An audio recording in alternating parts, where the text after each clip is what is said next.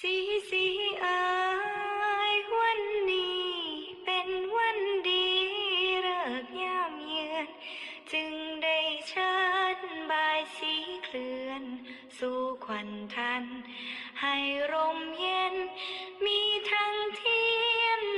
และธูปอันหอมหวนขจรกลิ่นทั้งบุปผาผักกาแก้วหอมระรื่นชื่นหรือไทยอันละนายนาหอมมาลาขจรเอ้ยขอเทวาช่วยรักษาเถิด